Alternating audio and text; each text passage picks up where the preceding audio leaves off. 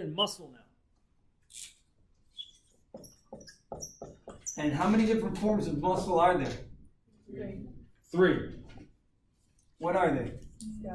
Skeletal. Cardiac. And smooth. Does everyone agree? What makes skeletal muscle different from cardiac muscle, different from smooth muscle? Oh, the first thing of all things. It's voluntary, which means what? You control the movement. Do you need nerve? Do you need nerves? Yes. But you control the movement. You control the movement. Now, are there cases, diseases? Is there a case or disease where I go to walk and I'm just flailing my arms? Yeah, the flailing of the arms in Parkinson's disease is referred to as coriform or dance-like movements. So Parkinson's disease, Huntington's disease. Did everybody hear me? Parkinson's and Huntington's, they're neurological diseases that manifest in voluntary skeletal muscles becoming involuntary in their movements. Got me, guys? So we're talking about the nervous system, something's wrong. Something's wrong. Parkinson's and Huntington's. So when we go skeletal is voluntary. That means we control it. When we start flailing our arms, hey, watch. When I'm sitting here at rest and I'm shaking, what do we call that? Fidgeting? No. Tremor at rest. If I'm okay at rest, but when I go to grab something, I start tremoring more. What do we call that? Tremor at intent, or an intention tremor. Did everybody hear me? So there's a difference when you tremor, when your body tremors and you're sitting here at rest, versus you're not tremoring at rest, but when you go to move, you tremor. See that? Joseph, were you form B or C?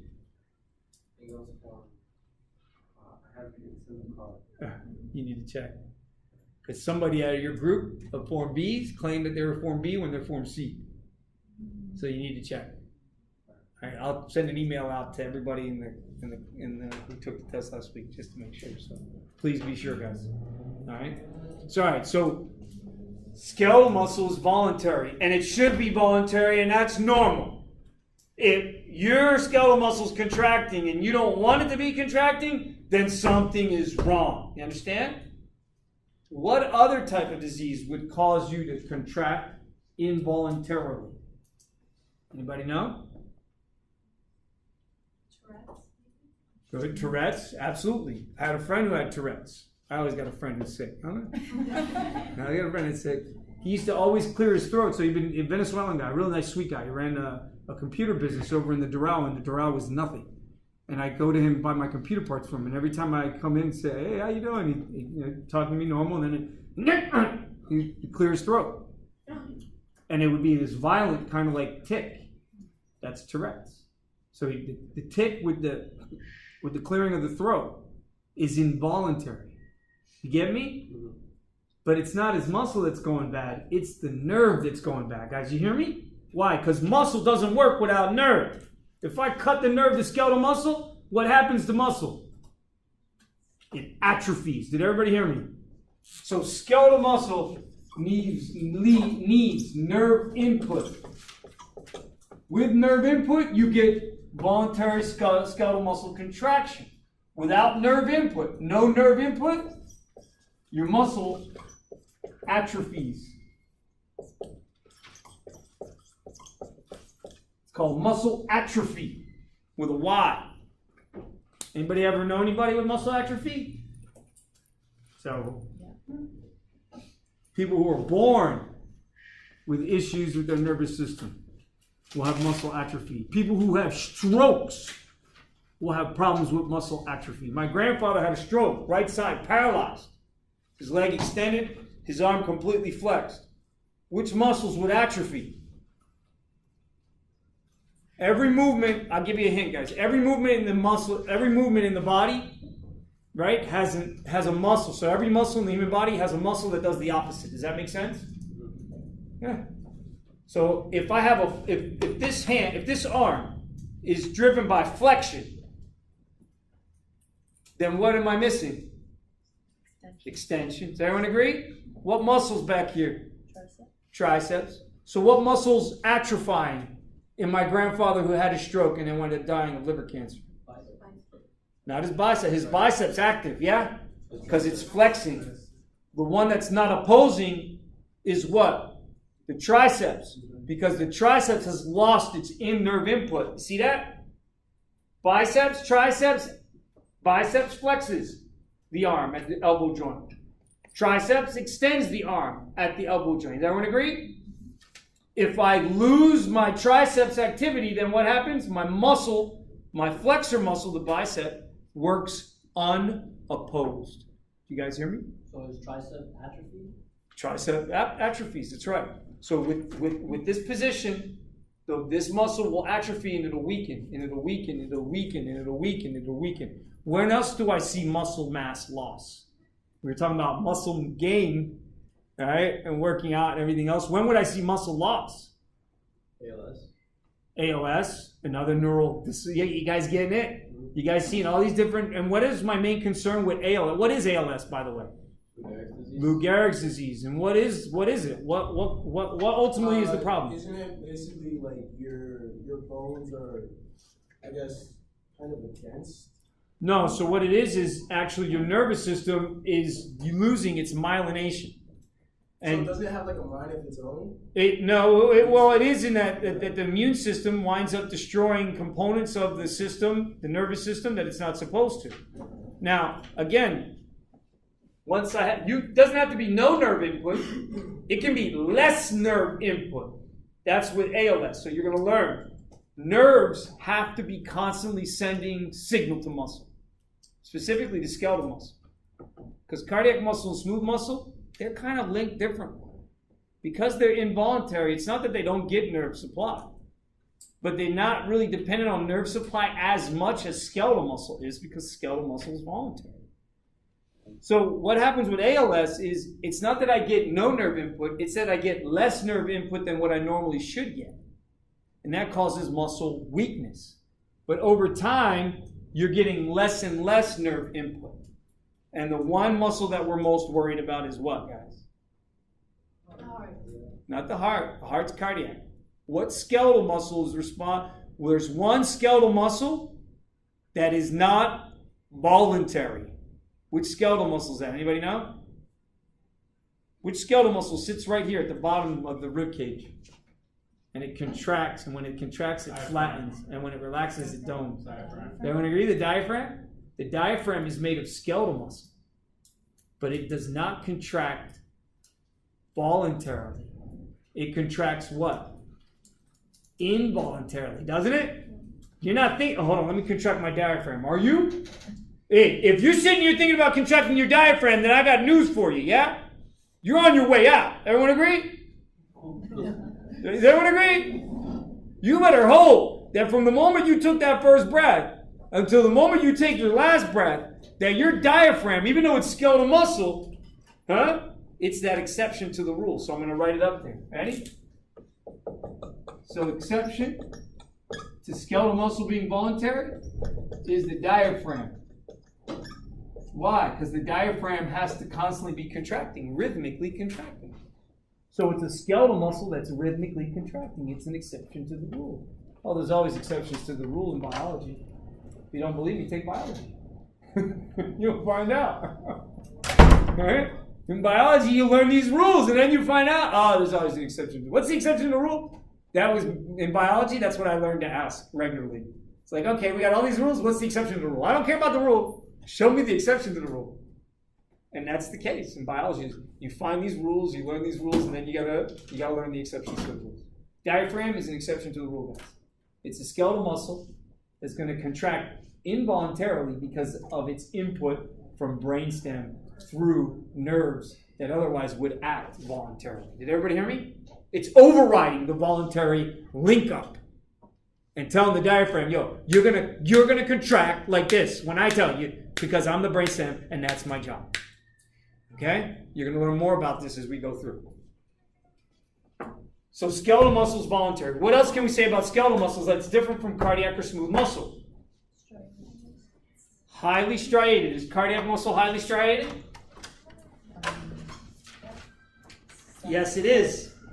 So we can't use that as a distinguishing factor between the two, can we? Because these two are highly striated. However, you can differentiate it from smooth muscle, can't you? So we'll write it. Highly striated. Now, what does highly striated mean? Anybody know? Large amounts of myofilaments, regularly arranged. So this highly striated, is another way of saying regularly arranged, dense myofilaments. And that's within the cell. And those myofilaments, for the most part, are actin and myosin. So it would make sense. The actin and myosin are the myofilaments that actually act in the mechanical event of muscle contraction, whether it's isometric or isotonic. What's the difference? Anyone? What's the difference between an isometric contraction of a muscle and an isotonic contraction of a muscle? Listen to the word. What's isometric mean? Stop. Iso means that the length doesn't change. Yes? So everybody watch. I'm holding out 20 pounds of weight. Is my muscle contracting? It is, isn't it? Yeah. But is it shortening? Is the overall length of the muscle shortening? No. But is the tension across the actin and myosin inside there, is it increasing? Yes. So that's a form of an increased tone in muscle without a change in the length.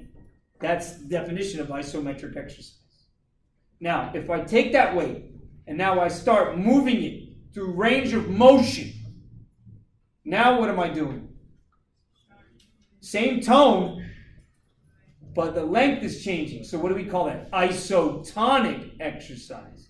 Isometric, isotonic. Isotonic means you're moving the muscle.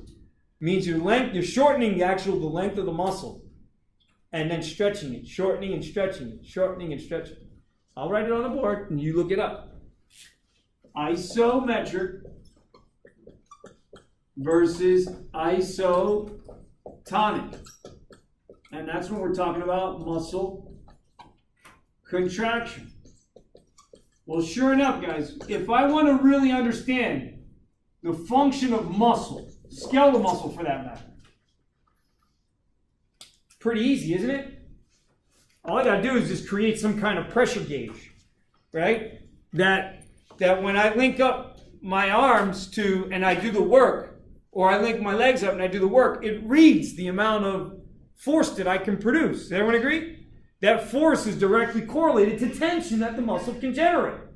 That tension that the muscle can generate is purely based on the density of the actin and myosin and the myofilaments that are within inside the muscle cell. Everybody got me so far? And actin and myosin are the contractile proteins of muscle. They are the contractile protein of muscle. So that means, is actin and myosin present in the cardiac muscle cell? It better be if you expect cardiac muscle to contract.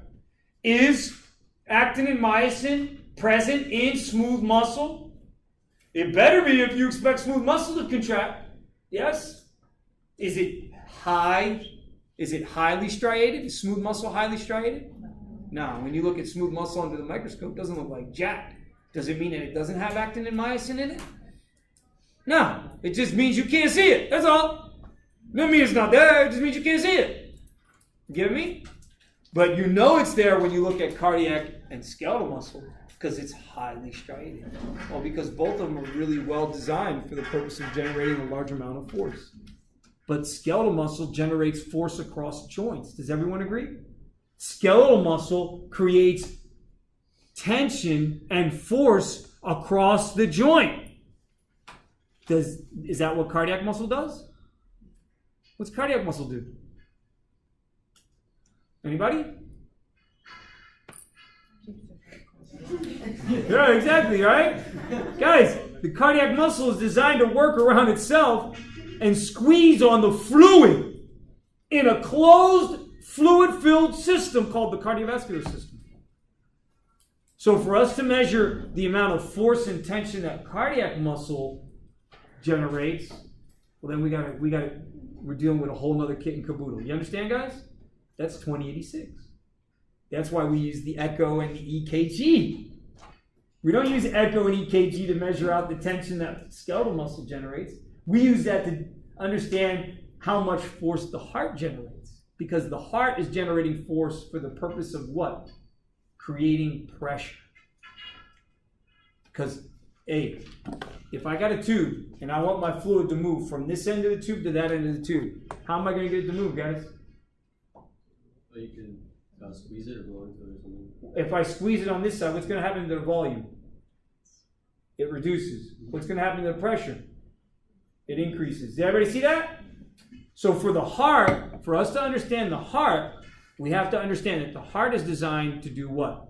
To change volumes. And so when it decreases volume, it increases pressure. See that? So different mechanisms by which we're going to look at the effectiveness of the heart and cardiac muscle in its function of generating tone and contraction versus skeletal muscle. You got me? The whole discussion is more about skeletal muscle than any of the other muscle. But don't forget, this first chapter is about every muscle, not just skeletal muscle. Yes? Okay? So, skeletal muscle is voluntary. It's highly striated. It's highly striated because it has regularly arranged dense myofilaments. Those myofilaments are actually considered to be microfilaments. And of all the microfilaments that you can think of, actin and myosin are huge players. They are the contractile proteins of muscle. So that means that the actin and myosin are really responsible for the mechanical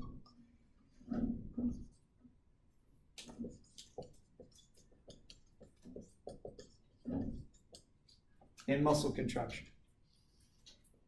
But guys, can I have a mechanical event if I don't have an electrical event? No. Does everybody understand that? Each and every muscle, whether it be cardiac, skeletal, or smooth, will require in the muscle, so if we're talking about just muscle, not nerve, but if we're talking about any muscle, the muscle will require, so for muscle to contract, you will require an electrical event to occur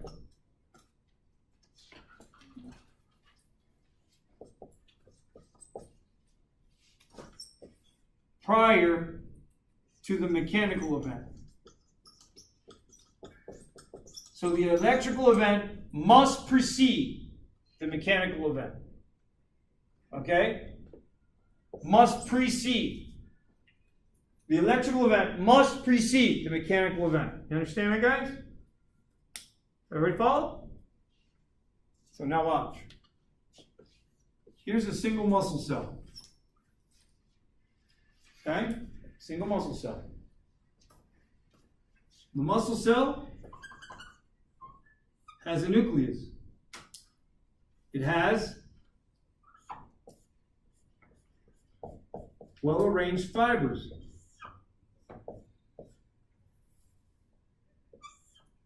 So they call these M lines.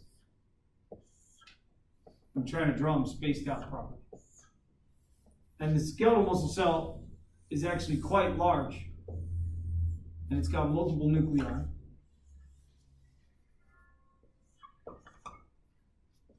Guys, if my skeletal muscle cell, functional skeletal muscle cell, has multiple nuclei, then what is that telling you about the skeletal muscle cell? The adult skeletal muscle cell. If I have a cell, it's got multiple nuclei, what's that telling me about the cell? Anybody? If I have a cell it's got 8 nuclei. What does that tell me about the cell? Oh, that it was made from different tissues? That it was made from 8 different cells. Right. Do you understand that?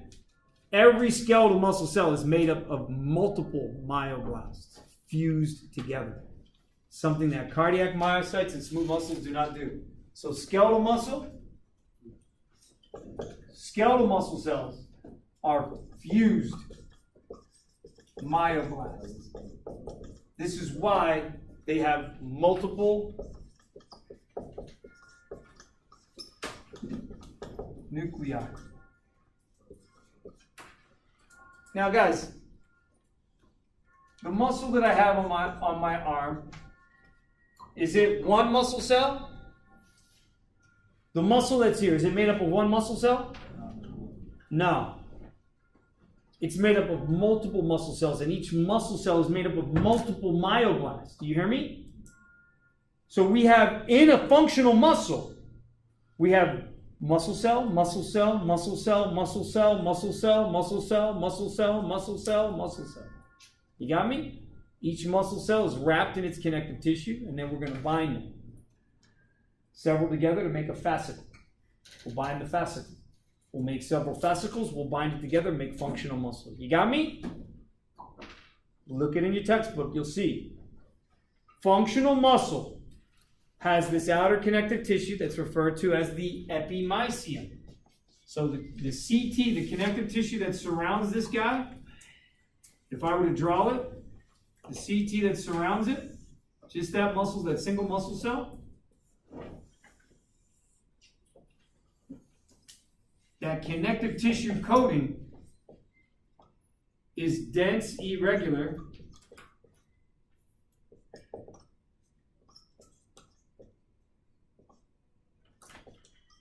CT, and they call that the endomysium. Endomysium. So that outer coat of connective tissue, guys, is the endomysium. And this is a skeletal muscle cell, which was made up of 1, 2, 3, 4 myoblasts. Did everyone understand that? So first, how'd you come up with 4 myoblasts? Oh, because there's 4 nuclei I drew up on the board. I told you, skeletal muscle only gets generated when myoblasts fuse together. This is why skeletal muscle is multinucleated. Everyone understand that? So if I have now my skeletal muscle cell with its multiple nuclei, I now have these well-arranged patterns, and I have that connective tissue on the outside called the endomysium, which is a dense irregular connective tissue. Well, again, my functional muscle is not one muscle cell, guys. It's multiple muscle cells, each of them wrapped in their connective tissue. So we have to take them and bundle them into fascicles and then into functional muscle. Okay? When we wrap multiples of these as one, they call that the perimysium. And when we take multiple fascicles and then wrap them, they call that the epimysium, also known as the deep fascia of muscle, which is right underneath the fat layer of your skin. Does that make sense? Yeah, because remember we talked about this before. Normally when you move, right, is your skin moving with your muscle? No, the muscle contracts underneath the skin, right? And the muscle slides. It's not attached. And if you get cut or you get injured, and then you have you get surgery and you get sutures and whatnot, then the underlying skin will stick to the underlying connective tissue of muscle. They call that adhesion. You should not have that. This is what I had when I got my back operated.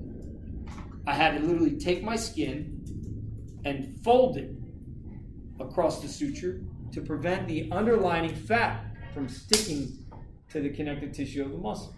Because then if that happens, then I get what? Limited range of motion.